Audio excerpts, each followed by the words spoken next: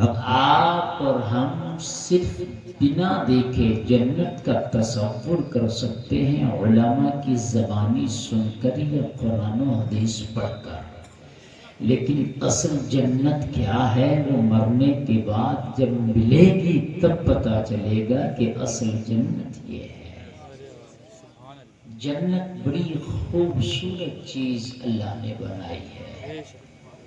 جنت کے اندر کمال یہ ہوگا کہ کوئی بیمار نہیں ہوگا، جنت کے اندر کوئی بوڑھا نہیں ہوگا، جنت کے اندر کسی کو موت نہیں آئے گی، جنت کے اندر کسی چیز کا ٹیکس اور آپ کو پیسہ نہیں لگے گا، جنت میں ہر سیوا آپ کے لیے اللہ نے فری رکھ دی ہے۔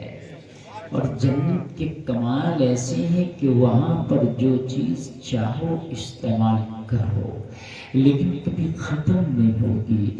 آپ دودھ پئیں، چھلکتے جام پئیں، شہد خالص پئیں، شراب طہور پئیں، وہ سب پئیں، لیکن کبھی ان کا اسٹاک ختم نہیں ہوگا۔ اللہ نے جنت اتنی خوبصورت چیز رکھی ہے۔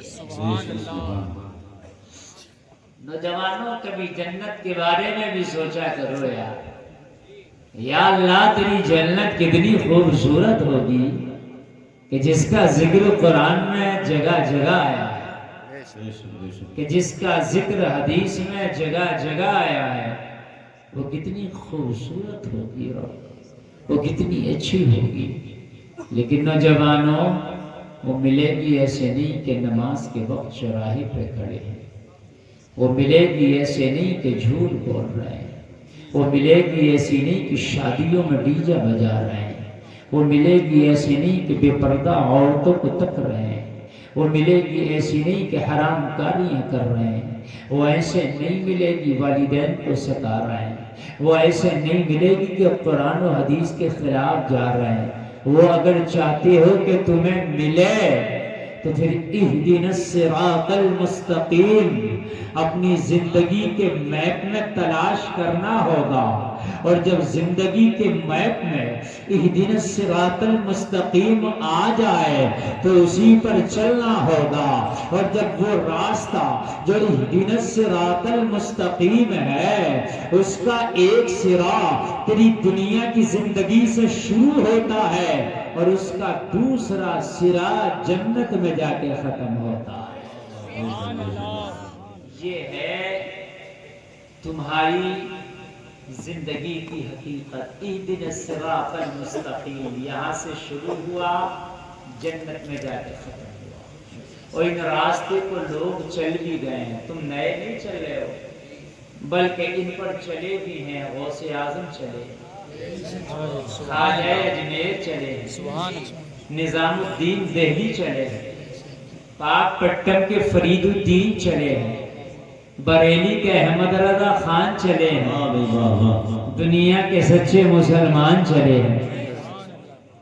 آپ کدھر چل رہے ہیں؟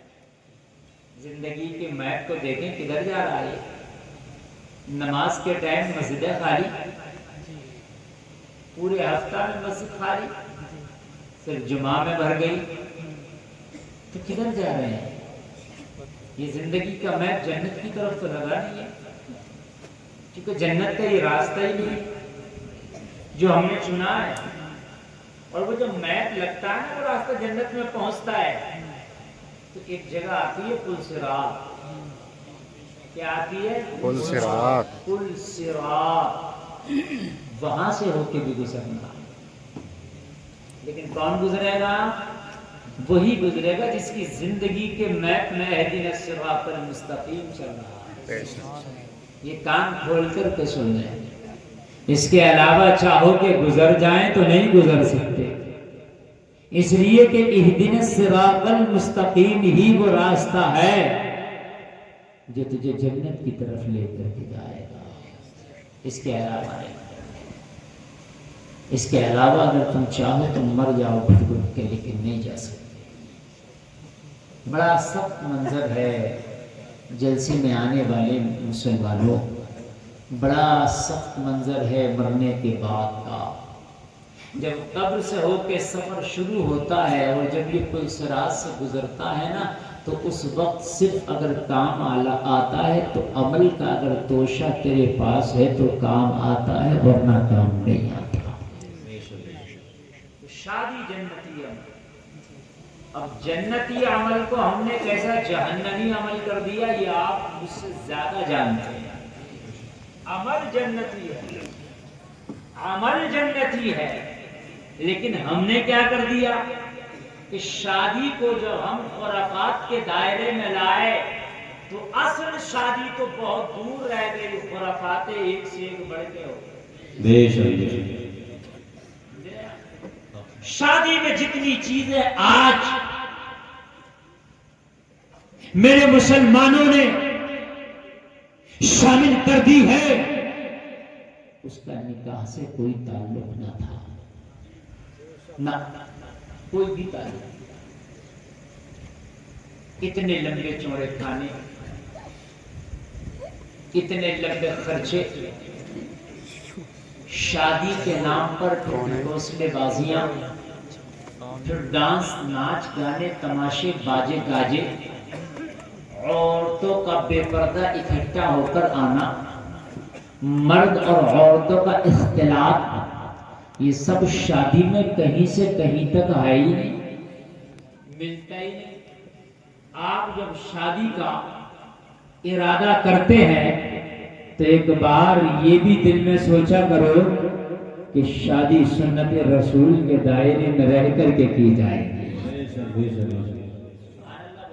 سبحان اللہ، سبحان اللہ۔ سنت رسول کا دائرہ جو ہمیں بتاتا ہے اسی دائرے میں رہ کر کے ہم نے شادی کرنا ہے، اس کے خلاف نہیں جائیں گے۔ دوست چاہے جو بھی بولے، رشتہ دار چاہے جو بھی بولے، پڑوس کا چاہے جو بھی بولے، رشتہ دار چاہے جو بھی بولے، مگر مجھے اس کے خلاف نہیں جانا ہے۔ دوست تو تجھے حرام کام کرا کے اپنے گھر چلے جائے گا، لیکن تیری شادی میں اس کا مکمل فرق پڑے گا، زندگی تیری تباہ ہو جائے گی۔ اور جلسے میں آنے والے کان کھول کر کے سنو، اگر تم شادی کرنے کے لیے نکلے ہو، شادی کرنے کے لیے چلے ہو، تو سب سے پہلے یہ ضرور دیکھ لینا کہ یہ بتائیں کہ شادی میں ضروری کیا ہے۔ وہ سے ضروری کام ہے وہ پہلے کرنا ہے، جو فروعی کام ہے اگر جائز ہے تو کرنے میں حرج نہیں، اور ناجائز ہے تو اس کے قریب جانا نہیں۔ یہ ہے اصل شادی۔ یہ کیا ہے؟ یہ ہے اصل شادی۔ فروعی کام کے قریب نہیں جانا ہے، کوئی فروعی کام اگر جائز ہے تو کر لینا ہے، ناجائز ہے تو قریب جانا ہے۔ سمجھ میں آ رہی ہے بھائی بات کرنی ہے؟ جی جی ہاں۔ یہ گجرے پھولوں پہ ڈال سکتے ہیں، جائز ہے۔ یہ نوٹوں کے ہار دکھاوے کرنا، پھر وہ نوٹ بکھیرنا، سمجھ رہے ہیں آپ؟ پھر وہ عورتوں اور مردوں کا لوٹنا، وہ نوٹ نہیں لوٹتے ہیں، ان میں بہت سے کے پردے لوٹتے ہیں۔ پردوں کا تقدس پائمال ہوتا ہے، وہ نوٹ نہیں لوٹتے ہیں۔ اگر نوٹ واقعی آپ کو بکھیرنے کا شوق ہے، ذوق ہے، تو وہ نوٹوں کی گڈی لے کر کے آپ لڑکی والے کے ہاتھ میں دے دو، ہماری طرف سے مسجد میں دے دو، سبحان اللہ، ہماری طرف سے مدرسے میں دے دو۔ اور اگر چاہتے ہو تو وہ نوٹوں کی گڈی نہ بکھیر کے آپ کے نکاح پڑھانے والے امام کو دے دو، کہہ دینا حضرات یہ گڈی مجھے بکھیرنا تھی 50,000 کی، اور میں 50,000 بکھیرنے کے اور 5,000 نکاح کے 55,000 دے رہا ہوں، اگر جان نکل جائے گی۔ یہاں تو 5,000 میں ہوا نکلی پڑی ہوتی ہے، یہاں سودے چل رہے ہوتے ہیں۔ 10 لاکھ کی شادی کر لے گا، اس میں کہیں سودے نہیں، مگر جب امام کے ٹکے کی بات آئے گی تو سودے بات۔ ہمارے استاد فرماتے کہ میں ایک جگہ نکاح پڑھانے گیا، ڈبل بینڈ باجا تھا، اور جب میں نے نکاح پڑھایا تو نکاح پڑھانے کے بعد جو نذرانہ لے کے آیا تو 50 روپے، اور کانپتے ہوئے ہاتھ سے کہہ رہا تھا حضرت قبول فرمائے، بڑا ہارٹ ٹائٹ ہے۔ تو بینڈ باجے لانے والا یہ کہہ رہا تھا۔ اب ذرا غور کریں، اور بہت بڑے مفتی ہیں جن کو دیا جا رہا ہے، اس کو مفتی کو پورے ہندوستان میں مانا جاتا ہے، حضرت علامہ مفتی سلیمان صاحب سے بہت بڑی شخصیت ہے. کتنے ان کے شاگرد مفتی ہیں، کتنے ان کے شاگرد مولوی ہیں، کتنے ان کے شاگرد ہندوستان بھر میں دین کا کام کر رہے ہیں. یہ ہے میری قوم کی حالت، یہ ہے میری قوم کا معاملہ. جلسے میں آنے والے تم شادی کا معاملہ آیا کرو تو کسی عالم کو بلا لیا کرو اور عالم دین کو بلا کے کہا کرو حضرت شروع سے لے کے آخر تک مجھے شادی کا جغرافیہ سمجھا دو، میرے نبی کی سنت کیا ہے، میرے نبی نے بتایا کیا ہے. جو عالم دین تجھے بتا دے تو سنت کے دائرے میں رہ کے اس پہ عمل کرنے شادی کر لینا. گلفام ڈنڈے کی چوٹ پہ کہتا ہے شادی ہوگی گھر میں خانہ آبادی ہوگی. نعرہ تکبیر، نعرہ رسالت، مسلک اعلی حضرت حضرت علامہ مفتی گلفام رضا صاحب قبلہ. نعرہ تکبیر، نعرہ رسالت. بہت اچھے. شادی بھی ہوگی خانہ آبادی بھی ہوگی. اچھا آج شادی ہو رہی ہے یار، مزہ نہیں آ رہا، آواز بھی کھینچ رہا ہے، تھوڑا تھکا رہا، تھوڑا سا اور بڑھاؤ اس میں، تھوڑا بڑھا یار، ڈرے مت. ہمارا جب نمبر آتا ہے تو ساؤنڈ والے ہم کہیں گے بڑھاؤ تو وہ اسے ہاتھ لگائیں گے اور ہٹا لیں گے، جیسے بچے کو لولی پاپ دیا جاتا ہے.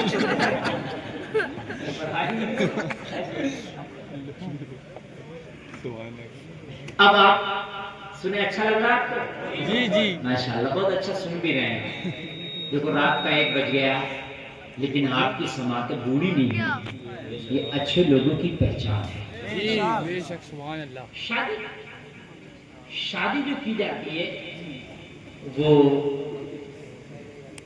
4 چیزوں کی بنیاد پر کی جاتی ہے. اس میں جو سب سے پہلا ہے اس کو ترجیح و فوقیت دیں. بعد میں جائیں جو 3 چیزیں ہیں. سب سے پہلا کیا ہے؟ حسن عمل. اس پر سب سے پہلے جائیں، فوکس کریں اس پر. حسن عمل کو سب سے پہلے فوقیت دیں. اگر حسن عمل کو آپ فوقیت دیتے ہیں تو شادی خانہ آبادی رہے. جو تمہاری کارڈ ہم نے پڑھا تھا، کارڈ کے مطابق جو کارڈ میں گاڑی اردو لکھی تھی، وہ لگ رہا آتا ہے کہ بڑے نیک آدمی کی شادی ہے، تو وہ شادی واقعی اچھی رہے گی. لیکن حسن عمل پہلے ہونا چاہیے. اچھے عمل والی لڑکی، اچھا عمل والا لڑکا. مگر میری سننے میں بہت کم آتا ہے کہ حضرت اچھے عمل والی لڑکی بتائیں اور اچھے عمل والا لڑکا بتائیں. یہ ضرور آتا ہے ڈگری والا لڑکا بتائیں، ڈگری والی لڑکی بتائیں. یہ پہلے میں نے ضرور دیکھا ہے. اتنا پڑھا ہوا ہونا چاہیے، اتنا لکھا ہوا ہونا چاہیے، زمین ہونا چاہیے، مکان ہونا چاہیے، کاروبار ہونا چاہیے. سمجھ رہے ہیں آپ؟ اچھا پھر لڑکی کے لیے بھی کہ ایسا کھانا ہونا چاہیے، ایسا جہیز ہونا چاہیے، ایسا رشتہ ہونا چاہیے، ایسا استقبال ہونا چاہیے. وہ سب جو ضروری نہیں تھا. اصل کیا تھا؟ حسن عمل. تم نے خالی حسن دیکھ کر کے شادی کی تو فتنہ آ جائے. اس لیے کہ خالی حسن فتنہ ہے، حسن کے ساتھ حسن عمل ہو. سبحان اللہ بولے، سبحان اللہ. حسن عمل ہو، خالی حسن فتنہ ہے. دنیا کا سب سے پہلا مرڈر ہی حسن کی وجہ سے ہے. جی سب سے پہلا قتل ہی نہیں بولو گے کائے کی وجہ سے؟ حسن کی وجہ سے بھی ہو رہے ہیں. یہ حسن کی وجہ سے ہو رہا ہے. اسے وہ پسند آ گیا، وہ اسے وہ پسند آ گئی، تو وہ یہ بھی نہیں دیکھ رہی ہے، یہ بھی نہیں دیکھ رہا ہے کہ میری شادی ہو گئی ہے. سب جانتے ہیں، سب جانتے ہیں آپ لوگ. تو یہ کیا ہے؟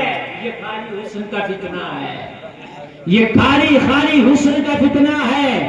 اگر حسن عمل ہوتا تو رب کعبہ کی قسم کھا کے کہتا ہو حسن عمل والی بیٹی، حسن عمل والی لڑکی کہتی ارے شوہر کو مارنا تو درکنار، شوہر کو برا بھلا کہنا تو درکنار، میری جنت ہے تو میرا شوہر ہے. سبحان اللہ راضی ہے تو میرا رب راضی. سبحان اللہ. اگر یہ راضی نہیں تو میرا کچھ راضی نہیں. بے شک سبحان یہ اللہ. کب کہتی ہے؟ جب کہتی کہ جب اس کا عمل اچھا ہوتا، جب اس نے دین کو پڑھا ہوتا، مگر اس کے بعد تمہارا مسئلہ تو یہ ہے شادی کرو گے مال دیکھ کر، شادی کرو گے ظاہری حسن دیکھ کر، اور اس کے بعد میں سارا کام مولوی پہ چھوڑ دو گے. اگر دعا کر دو بہو نہیں مان رہی ہے، دماد اچھا نہیں ہے، عورتیں تحقیق کرانے جا رہی ہیں، دماد کی مت پھرواتے میری طرف. ہنسنے کی بات نہیں ہے، یہ کہ المیاں ہے. جی جی میاں کے پاس 60% عورتیں جا رہی ہیں میری بہو کی مت پھیر دو اور میرے دماد کی مت پھیر دو. مت پھروانے کی ضرورت کیا ہے؟ ایسا نہ کرتا ہے جس کی مت بھی دین پہ چل رہی ہوتی، جس کا دماغ ہی دین میں چل رہا ہوتا تو تمہیں پھروانے کی ضرورت نہ پڑتی. اور تو کتنا بھی پھروا لے، سب کچھ پھروانے سے نہیں ہوتا. اگر سب کچھ پھروانے سے ہو تو سونیا گاندھی پورے ہندوستان والوں کی مت پھروا کے حکومت بنا لے. جی صحیح بات ہے. مگر ایسا نہیں ہوتا، مت بھی حساب سے پھرتی ہے. ایسا نہیں ہے کہ سب کچھ تعویذ سے ہی ہوتا ہے، سب کچھ بابا پہ چھوڑ دو، سب کچھ مولوی پہ چھوڑ دو، کچھ اپنے لیے بھی چھوڑو.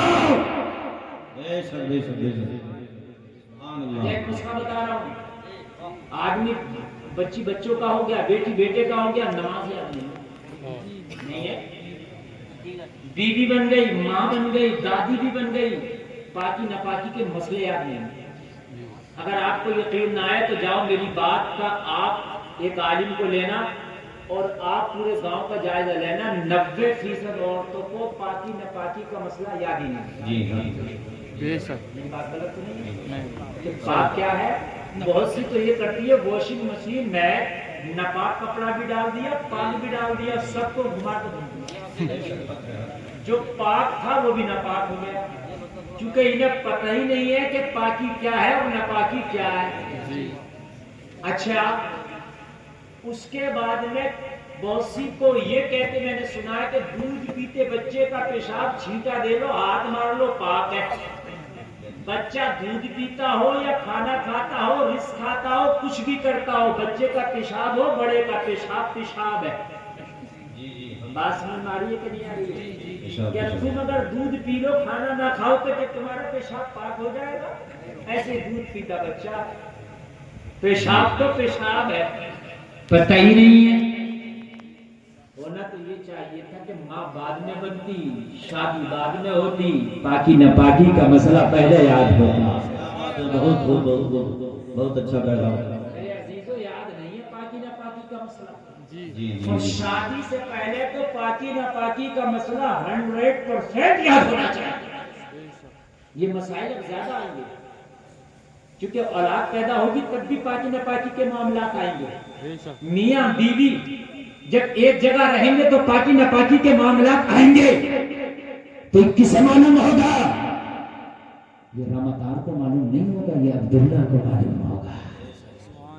پاکی کیا ہے، ناپاکی کیا ہے، پتہ ہی نہیں. نمازیں یاد نہیں، پاکی ناپاکی یاد نہیں. اگر ہم یہ شرط لگا دیں کہ رشتہ کرنے جا رہے ہیں لڑکی کا مگر پہلے نماز سنیں گے، ہائٹ بعد میں دیکھیں گے، کلر بعد میں دیکھیں گے، بالوں کی لمبائی اور چوڑائی بعد میں دیکھیں گے، پہلے نماز سنیں گے. اور لڑکی والا آئے لڑکے کو بلاؤ ہم بھی نماز سنیں گے. تو میرا وعدہ ہے آپ سے، یہ ذمہ داری کے ساتھ ڈنڈا ٹھوک کے کہہ کے جا رہا ہوں، 100% نوجوان خدا کی قسم سب نمازی ہوں گے. سبحان اللہ. اچھا، نمازی کون ہوتا؟ جسے نماز یاد ہو جائے وہی نمازی بنتا، اور جسے نماز یاد نہ ہو تو کبھی 1 مہینے کی پڑھ کے چھوڑ دے، کبھی 1 ہفتے میں 1 بار کی پڑھ کے چھوڑ دے گا، کبھی 8 دن کی، کبھی 3 دن کی، کبھی 4 دن کی. مزہ ہی نہیں آئے گا نماز میں، اس لیے کہ نماز یاد ہی نہیں ہے. اگر یاد ہوتی تو نماز میں مزہ آتا. اگر ہم یہ قانون بنا دے کہ ہم لڑکے کی نماز سنیں گے، لڑکیوں کی نماز سنیں گے، یہ جوان بعد میں ہوں گے، نماز پہلے یاد کر لیں گے. جوان بعد میں ہوں گے. یہ بھائی صاحب نابالغ کی عمر سے ہی شروع ہو جائیں گے کہ نماز نماز نماز. کیوں سنی جائے گی؟ اے بچوں بیٹے خاموش، سنی جائے گی۔ اور پھر موٹے موٹے پاکی ناپاکی کے مسائل سنیں۔ بتاؤ بیٹا کپڑا پاک کرنے کا طریقہ کیا ہے؟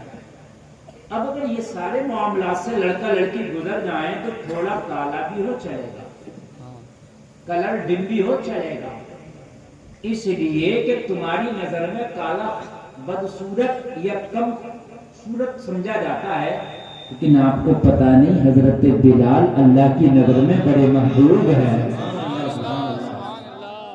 زور سے بولو سبحان اللہ۔ اگر دیندار ہے رنگ کیسا بھی ہے اللہ کو پسند ہے، اور جب اللہ کو پسند ہے تو تم کون ہوتے ہو 1.5 اینٹ کی چلانے والے؟ مجھے پسند نہیں تجھے ہے کون سے مجھے پسند نہیں؟ اللہ کہتا ہے لقد خلقنا الانسان فی احسن تقویم، ہم نے گوروں کو بھی اور کالوں کو بھی سب کو خوبصورت بنایا ہے۔ رنگ سے کیا ہوگا؟ لیکن آج رشتے فیل کلر اچھا نہ تھا، ہائٹ کم کی، لڑکی کی عمر لڑکے سے زیادہ کی، تجھے پتا ہے یہ لڑکی پہلے مرے گی یہ لڑکا پہلے مرے گا، صحیح بات ہے۔ یہ اس پر بھی رہے رشتے۔ عمر زیادہ تھی لڑکی کی اس لیے رشتہ نہیں ہوا، لڑکے کی عمر زیادہ ہے۔ میرے نبی نے جب پہلا نکاح کیا جلسے میں آنے والوں، نبی کی عمر 15 سال کم ہے اور نبی کی جس سے نکاح ہو رہا ان کی عمر 15 سال زیادہ ہے، اور تقریباً نبی کی ساری اولاد کا سلسلہ انہی سے چلا، حضرت خدیجہ سے۔ پہلا نکاح نبی کا حضرت خدیجہ سے 15 سال زیادہ عمر، نبی کی 15 سال ظاہری عمر کا نکاح ہو رہا۔ نبی پیغام دے رہے ہیں سال 2 سال اوپر نیچے ہو تو چھوٹی بات ہے، 15 سال بھی اگر اوپر نیچے ہو تو نبی کی سنت ہے۔ زور سے بولے سبحان اللہ۔ سبحان اللہ۔ نوجوانوں جب تمہارے گھر کی بیٹیاں، تمہاری بہنیں، تمہاری ماں رشتہ دیکھنے کے لیے نکلتی ہے تو ایک بار کہہ دیا کرو اے میری ماں کلر بعد میں دیکھ کے آنا، اس کی بالوں کی لمبائی چوڑائی بعد میں دیکھ کے آنا، اس کے گھر بعد میں دیکھنا، اس کے گھر کا کھان پان پہلے دیکھنا، ہونے والی بہو کا دینداری پہلے دیکھ لینا۔ تم دعائیں کرتے ہو یا اللہ کہ صلاح الدین پیدا کر دے، صلاح الدین پیدا کر دے، صلاح الدین پیدا کر دے، شادی کرو گے بالی ووڈ کی ہیروئن کی طرح لڑکی سے، اور دعا کرو گے صلاح الدین دے دے تو بالی ووڈ میں صلاح الدین نہیں آتا، دینداروں میں صلاح الدین آتا، بہت مفتی صاحب صلاح الدین نہیں آتا، نہ ہالی ووڈ میں صلاح الدین نہیں آتا۔ اگر آیا ہو تو بتاؤ مجھے، کوئی ایوبی کیوں نہیں آتا؟ اس لیے نہیں آتا کہ تو نے اپنے آپ کو بالی ووڈ اور ہالی ووڈ بنا دیا۔ اگر اپنے آپ کو دیندار بناتا تو ہو سکتا اللہ تیری نسل میں کوئی صلاح الدین پیدا کر دے۔ نعرہ تکبیر، نعرہ رسالت، مسلک اعلی حضرت حضرت علامہ مفتی الفام رضا صاحب قبلہ جشن شاہی خان آبادی، نعرہ تکبیر، نعرہ رسالت۔ خالی دعاؤں سے نہیں ہوتے صلاح الدین، خالی دعاؤں سے سب کچھ ہو رہا ہے۔ آدمی کا آج مسلمان صرف دعاؤں پہ ٹکا پڑا، صرف دعاؤں پہ، بس اس کے علاوہ کچھ نہیں۔ فلسطین کے لوگوں کے لیے وہ جس نے کی تھی دعائیں کی اور وہ بھی نہیں ہو پائیں گے اس سے۔ آپ کو پتا ہے نبی نے دعا کی جگہ دعا کی ہے اور دوا کی جگہ دوا کی ہے۔ اگر خالی دعا سے کام چلتا تو بدر نہ ہوتا، دعا سے کام چلتا تو احد نہ ہوتا، اگر دعا سے کام چلتا تو خندق نہ ہوتا، اگر دعا سے کام چلتا تو صلح حدیبیہ نہ ہوتا۔ نبی نے دیکھا کہ جیسا ماحول ویسے ہی معاملہ۔ صلح حدیبیہ میرے نبی نے قریش کے کفار سے صلح کی۔ کس سے صلح کی؟ قریش کے، زور سے بولیں، کفار سے صلح کی۔ نہ ان کا مذہب نبی کے مذہب کی طرح، نہ ان کا طریقہ نبی کے طریقے کی طرح، ادھر کفر ہے ادھر اسلام ہے۔ نبی نے حالات دیکھے کہ بہتری کس میں صلح کر دی، देखो बहुत अच्छा पैगाम दे रहा हूँ, जरा इसको ले लो आप, इस पैगाम को नौजवानों ले लो, इधर उधर जरा ये वो मत करो, जो मैं दे रहा हूँ ले लो। मेरे पास तकरीरें, मेरे तरकश में तीर की कमी नहीं है, तकरीर जिधर मेरा मूड चला जाए उधर मुकम्मल कर देता हूँ मैं, लेकिन बात अगर जो काम की आ जाए ना तो बयान करना जरूरी समझता हूँ जी। सुलह हुदैबिया पढ़ो आप, और सुलह हुदैबिया में पढ़ो कि यहाँ तक मुआहिदा तय पाया था सुलह हुदैबिया में, कुफ्फारे कुरैश ने ये कहा था कि इस साल कोई मुसलमान उम्रा नहीं करेगा। अगर आपको ये मंजूर है तो फिर ये सुलह नामा करार पाएगा, और अगर आपको मंजूर नहीं है तो नहीं। लोगों जरा गौर करो, उम्रा ना करेगा कोई, ये बड़ी बात थी मुसलमानों के लिए, ये तो यार मरते और मिटते थे दीन के लिए। मेरे नबी ने इस पे भी हाँ कहा, इसलिए कि उस वक्त मुसलमानों के हक में वो बेहतर था, इसलिए कि ये सुलह नामा होना जरूरी था। जंगबंदी रुक जाती और फिर क्या होता, इस्लाम मजबूत, लोग कलमा पढ़ने वाले ज्यादा होते। 10 साल तक ये मुआहिदा हुआ, कितने साल तक मुआहिदा हुआ, हम इस साल उम्रा नहीं करेंगे, अगले साल। और एक मुआहिदा और हुआ, सहाबा इस पर थोड़ी सी नाराजगी का इजहार कर रहे थे। हजरत उमर इब्न खत्ताब वगैरह, हुजूर ये क्या कर रहे हैं, हम उम्रा ना करेंगे, लेकिन फरमाया खामोश हो जाए, जो मोहम्मद कर रहे हैं ना वो बेहतर कर रहे हैं।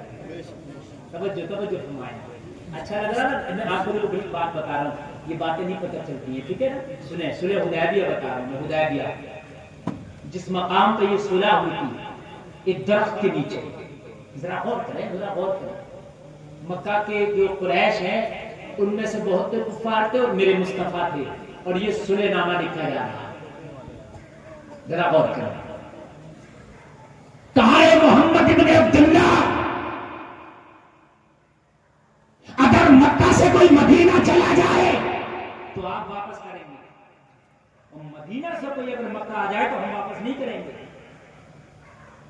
जाहिरी तौर पर नुकसान लग रहा था, लेकिन नबी ने फरमाया लिखो।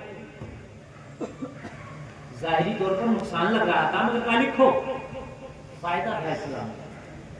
नबी देख रहे थे ना, जब रुकेगी कुछ साल के लिए तो खामोशी से इस्लाम का दरख्त धीरे धीरे फैलेगा, क्योंकि जंग बंदी में तरक्की नहीं हो पाती ना, जंग में तरक्की नहीं हो पाती। जिस घर में खाना जंगी हो, झगड़े हो, उस घर में तरक्की नहीं हो पाती। जिस खानदान में झगड़े हो वो खानदान तरक्की नहीं करता। जिस मुल्क में झगड़े हो और फसाद हो, जंगे हो, किताल हो, वो मुल्क तरक्की नहीं करता। और फिर मेरे नबी ने सुलह हुदैबिया करके पूरी दुनिया को कयामत तक के लिए पैगाम दे दिया, मोहम्मद दुनिया में तलवार चलाने नहीं बल्कि सुलह करने दिया है। जरा बोलो ना सुभान अल्लाह। सुभान अल्लाह। वो कहते ना इस्लाम तलवार से फैला, मैं कहता हूँ इस्लाम सुलह से फैला। सुलह हुदैबिया हुआ, उसके बाद देखो इस्लाम कितनी तेजी से फैला, उसके बाद देखो इस्लाम का दरख्त कितनी जल्दी से अपनी जड़ों को पसारने लगा। लोगों जरा गौर करो, ये सारी चीजें इस सुलह हुदैबिया में लिखी जा रही है। और जब लिखा गया ना तो कहा लिखो बिस्मिल्लाहिर्रहमानिर्रहीम। कुफ्फार मक्का ने कहा नहीं, बिस्मिल्लाह नहीं लिखी जाएगी, हम बिस्मिल्लाह को मानते नहीं, अगर अल्लाह को मानते तो फिर हमारा तुम्हारा झगड़ा ही क्या था। शुरू करें बिला बिस्मिल्लाह के। फिर मेरे नबी को लिखा गया मोहम्मद जो अल्लाह के आखिरी रसूल है उनकी तरफ से, कहा नहीं खाली मोहम्मद इब्न अब्दुल्ला लिखो, रसूल ना लिखो। हम रसूल मानते तो झगड़ा ही क्यों होता, झगड़ा ही तो इसी बात पे हम रसूल नहीं मानते इन्हें।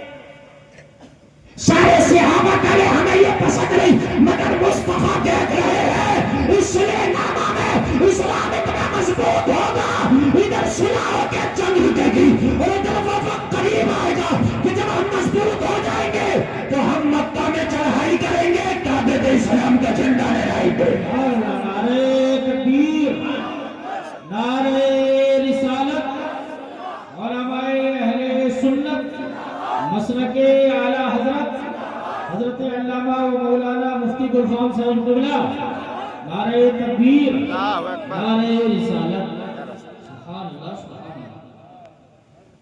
और एक अच्छी बात, جب میرے نبی اسلام اور مسلمانوں کا فائدہ دیکھ کے کفار سے صلح فرما رہے ہیں تو میں تو یہ چاہتا ہوں دامن پھیلا کر کے کہ دور حاضرہ میں ہماری جتنی بھی خانقاہیں اور ان کے جتنے بھی پیر ہیں وہ سب آپس میں صلح کر لیں اور صلح کرنے کے بعد میں اپنی قوم کو ایک پلیٹ فارم پہ لے کے آئیں. ہر پیر کا مرید جو ہے وہ اپنے پیر کا ہی رہے گا لیکن وہ یہ کہیں کہ ہم سب ایک ہیں اور اپنی قوم کو ایک دشا دیں. مگر ہمارے خالی بڑے لوگوں کا حال یہ ہے کہ اس کا اس سے اختلاف، اس کا اس سے اختلاف، اس کا اس سے اختلاف، اس کا مرید اسے پسند نہیں، اس کا مرید اسے پسند نہیں، اس کا پیر اسے پسند نہیں، اس کا پیر اسے پسند نہیں. جلسے میں آنے والوں اسی نے تو ہمیں جو ہے تباہ کر دیا. واعتصموا بحبل اللہ جمیعا ولا تفرقوا.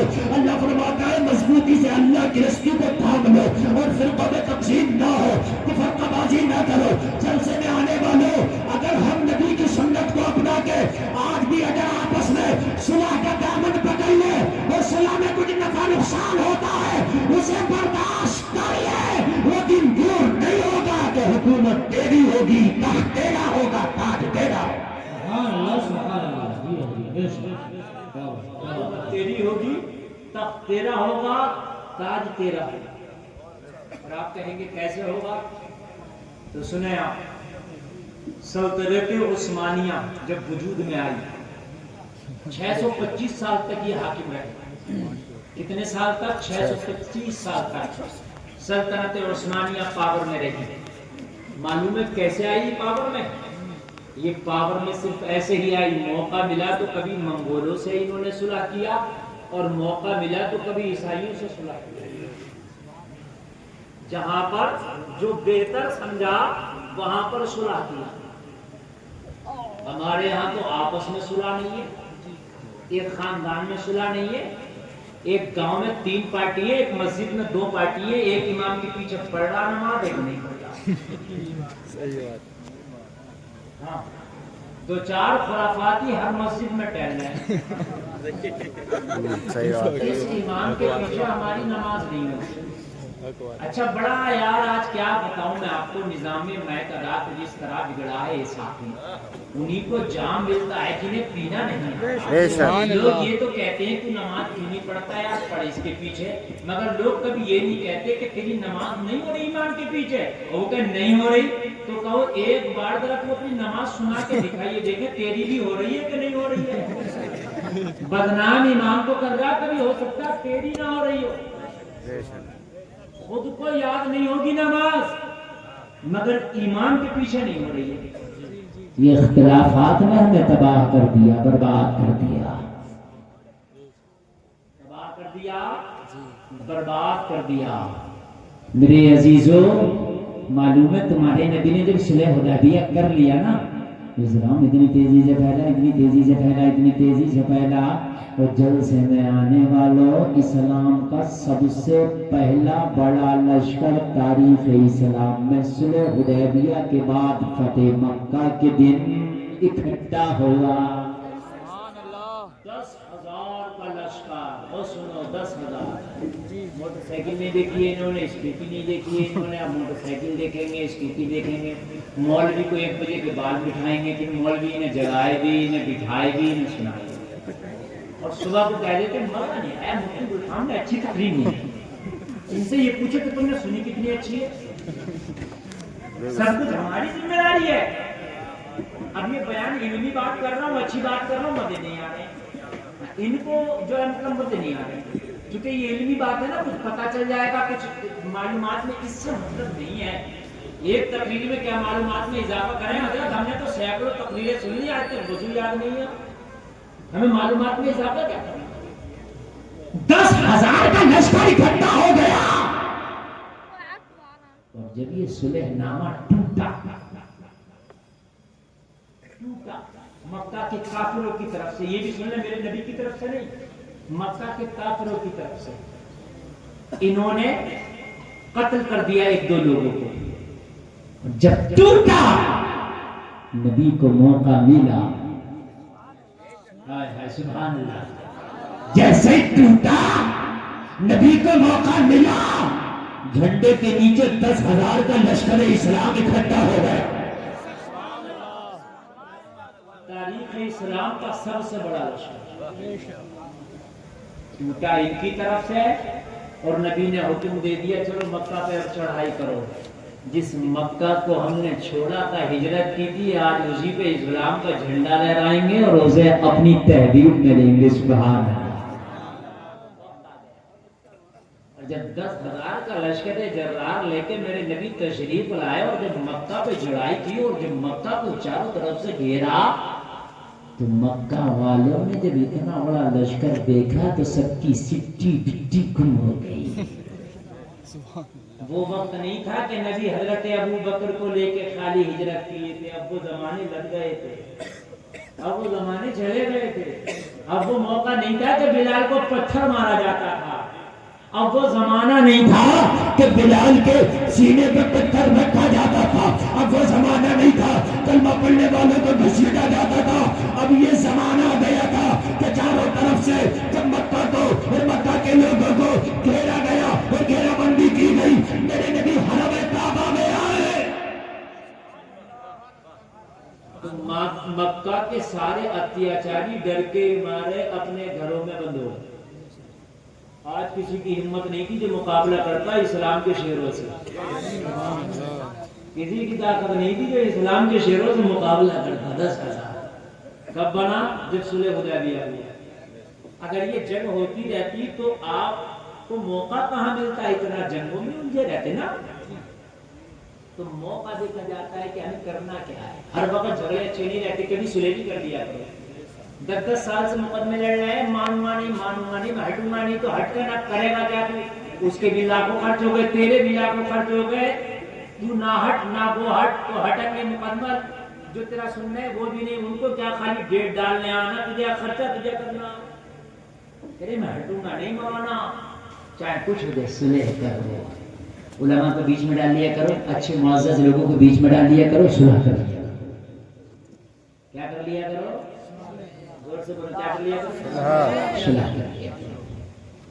حضرت امام حسین اور حضرت حسن دونوں میں نا تھوڑی سی نااتفاقی ہو گئی. اور پھر حضرت حسین نے چھوٹے حضرت حسن کے پاس خبر بھیجائی کہ ان سے کہو مجھے سلام کرو. حالانکہ وہ بڑے حضرت حسین چھوٹے ہیں. حضرت حسین نے جب یہ خبر بھجوائی تو حضرت حسن نے آگے سلام کر بھی لیا. اور جب حسین کو سلام کیا تو بھائی کو بھائی نے گلے سے لگا لیا. کیا کر لیا؟ بھائی کو بھائی نے گلے سے لگا لیا. یہ کربلا والوں کی سنت ہے, بھائی کو بھائی گلے سے لگا لے. جلسے میں آنے والے تمہارے تو جھگڑے 10 سال سے چل رہے ہیں, تمہاری تو پارٹیاں بندی ختم نہیں ہو رہی ہے. ان پارٹیاں بندی نے تباہ کر دیا. جب حسن نے حسین کو گلے سے لگایا, مولا حسن بولے حسین تم چھوٹے تھے, سلام تمہیں کرنا چاہیے تھا, تم نے مجھ سے کیوں کرایا؟ تو کہا بھیا میں نے نبی سے سنا ہے اگر 2 بھائیوں میں نچاتی ہو جائے تو جو پہلے سلام کرے گا وہ جنت کا حقدار پہلے ہے.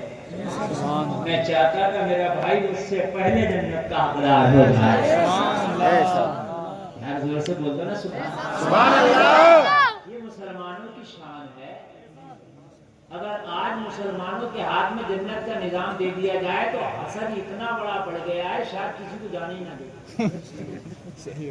اگر نمازی بھی ہوگا تو کہا اسے بھی مت جانے دینا نا. حسد اب تو حسد نمازیوں سے بھی ہے, حسد مولویوں سے بھی ہے, حسد حاجیوں سے بھی ہے. مطلب ایسا تھوڑی ہے کہ نیک کام کرنے والوں سے حسد نہیں ہے, نیک کام کرنے والوں سے بھی حسد ہے. کوئی مالدار ہو گیا اس سے بھی حسد ہے. قربان جائے جب نبی نے اعلان کیا کہ پورے مکہ میں اعلان کرو سارے مکہ کے لوگ حرم کعبہ میں آئیں, سارے مکہ کے لوگ اکٹھے ہوئے گھر سے نکلے حرم کعبہ میں آئے. سنیں آج بڑے مزے کی بات میں آپ کو سنا رہا ہوں, فتح مکہ سنا رہا ہوں, انشاءاللہ مزہ آ جائے گا. بول دیجیے سبحان اللہ. سبحان اللہ. میرے نبی نے فرمایا اپنے گھروں میں نہ رہو بلکہ گھروں سے نکلو, حرم کعبہ میں آؤ. اور آج محمد کی بات سنو, سننا پڑے گی. اگر گھروں سے نہیں نکلو گے تو تمہیں نکالا جائے گا. سوچا اگر نہیں نکلیں گے تو ہمیں نکالا جائے گا، چلو گھروں سے نکلو، اپنے اپنے گھروں سے نکلے، حرم کعبہ میں آ گئے۔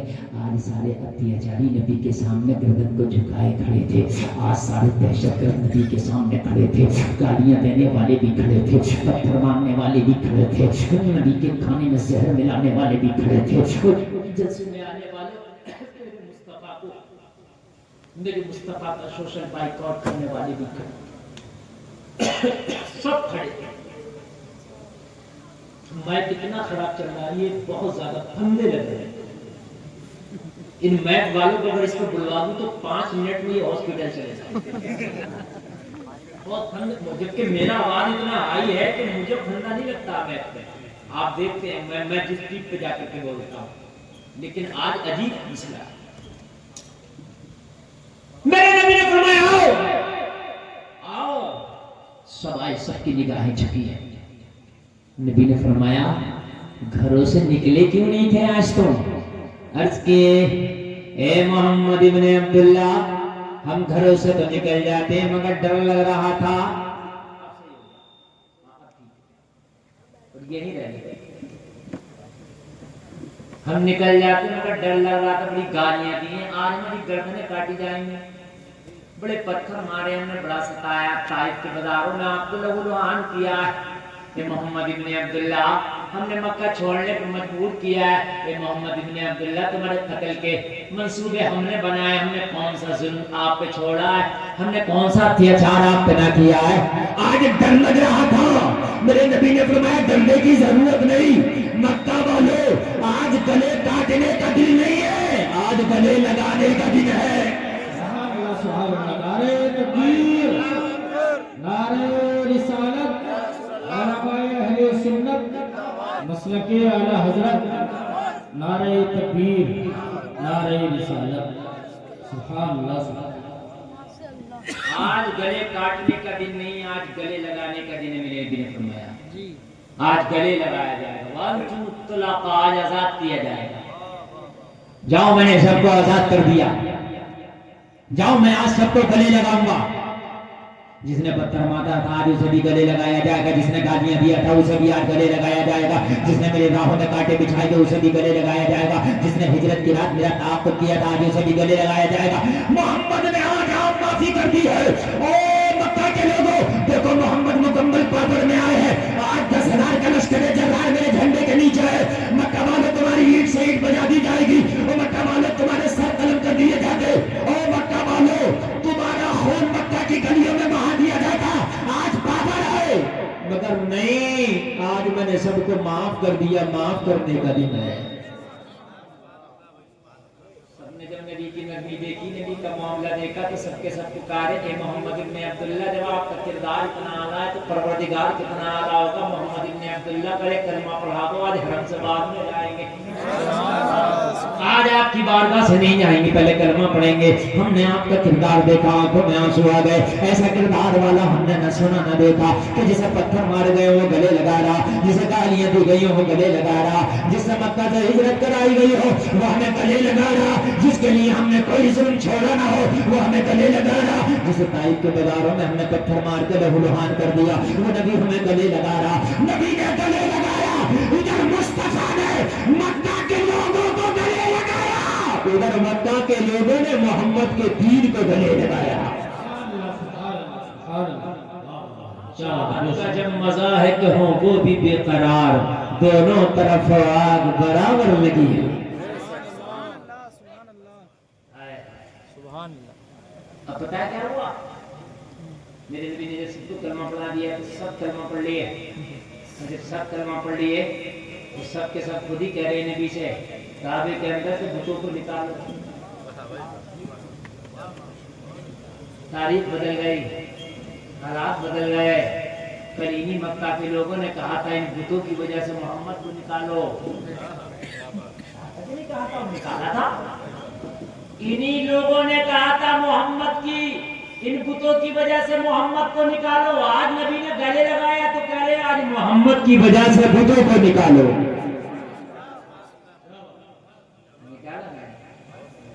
تو باتیں کرتا ہے، اور تیری نماز سنوں گا نا میں کھڑے کر کے تو ابھی پسینے آ رہا ہے. کون سا ہے؟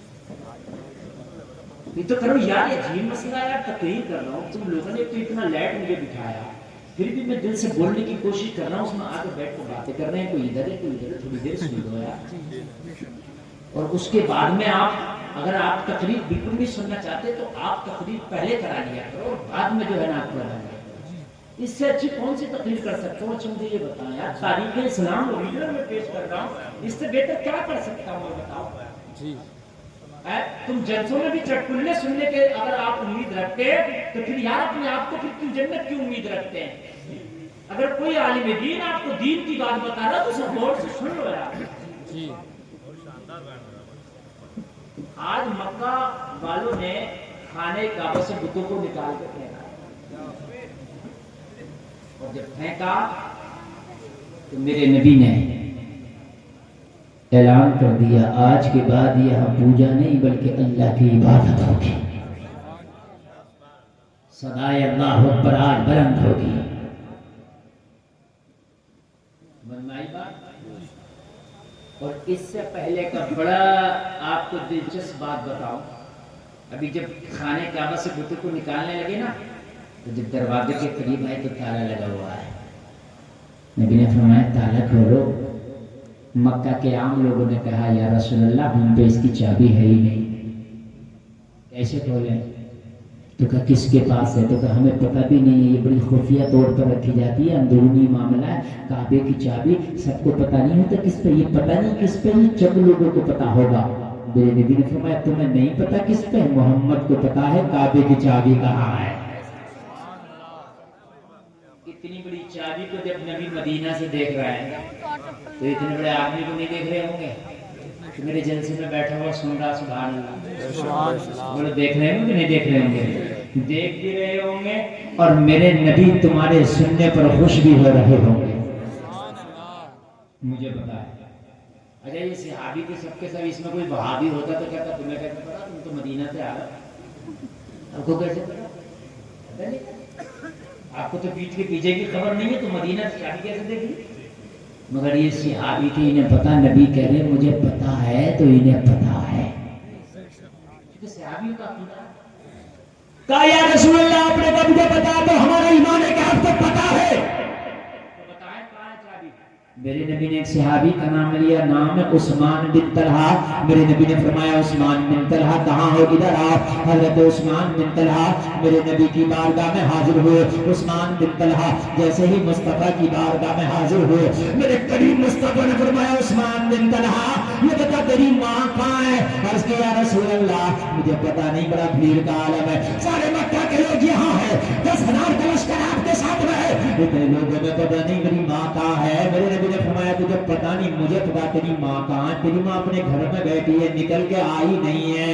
میرے نبی نے فرمایا عثمان بن طلحہ سب نے کلمہ پڑھ لیا، تیری ماں نے کلمہ بھی نہیں پڑھا، ابھی کفر کے اندھیروں میں بیٹھی ہے، ابھی کفر کی تاریکیوں میں بیٹھی ہے. میرے مصطفیٰ نے اتنا کہنا تھا. حضرت طلحہ کہہ رہے ہیں یا رسول اللہ بتائے مجھے کرنا کیا ہے؟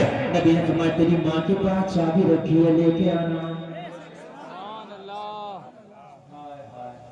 کہاں رکھی ہے چابی؟ ماں کے پاس. وہ ایمان بھی نہیں چاہیے. نبی تو دل کے حال کو بھی جانتے ہیں، کس کے دل میں ایمان ہے کس کے میں نہیں. بہت سے لوگ کہتے ہیں کہ بد عقیدہ کو بد عقیدہ مت کہو، کیا پتہ وہ خوش عقیدہ کب ہو جائے. تو جب تک بد عقیدہ کہیں گے، جب خوش عقیدہ ہو جائے گا تو خوش عقیدہ کہیں گے. تمہیں برے کو برا مت کہو، برے کو برا مت کہو. کیوں مت کہو بھائی؟ رات کو رات مت کہو، کیا پتہ پھر کب دن ہو جائے. ایسے بیوی کو بیوی مت کہو، کیا پتہ کب طلاق ہو جائے. کیوں مت کہو؟ دھان کو دھان مت کہو.